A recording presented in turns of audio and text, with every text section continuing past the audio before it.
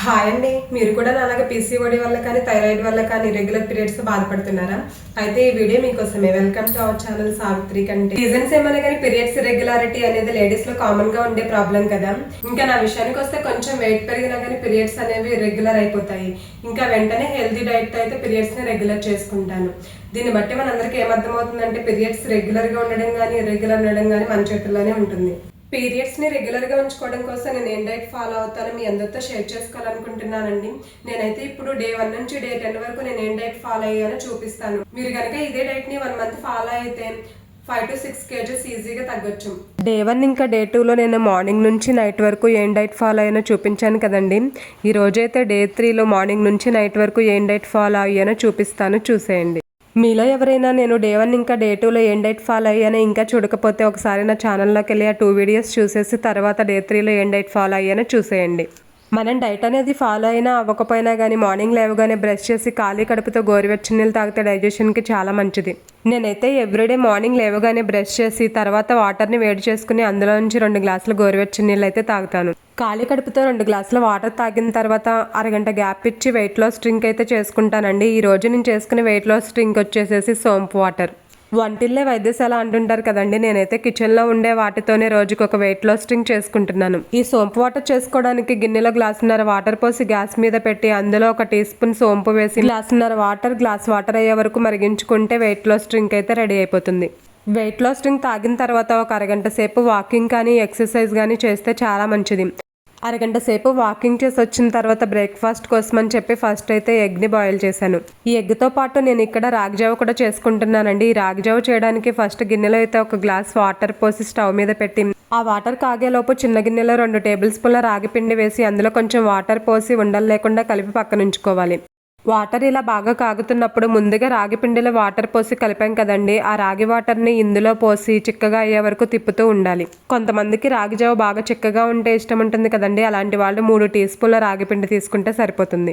రాగి జావ ఇలా చిక్కగా అయిన తర్వాత ఇందులో సరిపడా సాల్ట్ వేయాలి. మీరు కావాలనుకుంటే సాల్ట్ ప్లేస్లో బెల్లం తురుము కూడా వేసుకోవచ్చండి. అలా కూడా రాగి జావ టేస్ట్ చాలా బాగుంటుంది. చూసారు కదండి, ఈ రోజైతే నేను నా బ్రేక్ఫాస్ట్లోకి 1 గ్లాస్ రాగి జావ ఇంకా 1 బాయిల్డ్ ఎగ్ తీసుకున్నాను.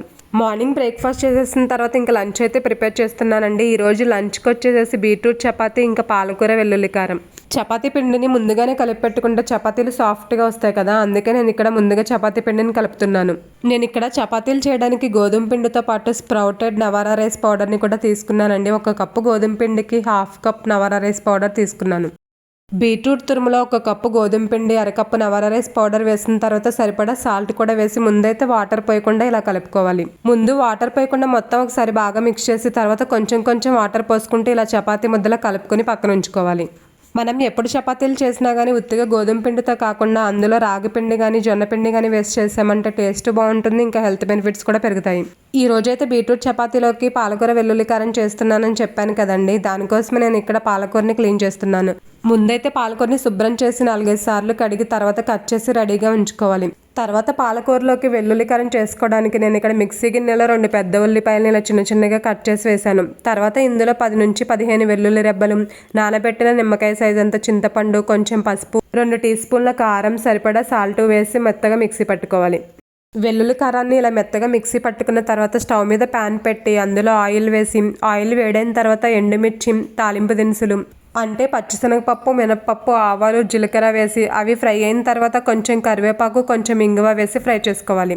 అన్నీ మంచిగా ఫ్రై అయిన తర్వాత ముందుగా రెడీ చేసుకున్న వెల్లుల్లి కారాన్ని అందులో వేసి వెల్లుల్లి కారం పచ్చివాసన పోయి ఆయిల్ పైకి తేలేంత వరకు ఫ్రై చేసుకోవాలి.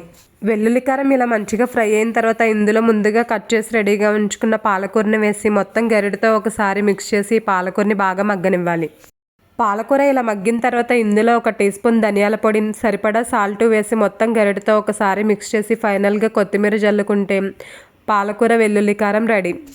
చపాతీలోకి పాలకూర వెల్లుల్లి కారం కర్రీ రెడీ అయిపోయింది కదండి. నేనైతే ఇంకా చపాతీ చేసే ముందు ఫ్లాక్స్ సీడ్స్ వాటర్ తాగుదామని చెప్పి 1 గ్లాసు గోరువెచ్చని నీళ్ళల్లో 1 teaspoon flax seeds powder కలుపుకుని తాగుతున్నాను.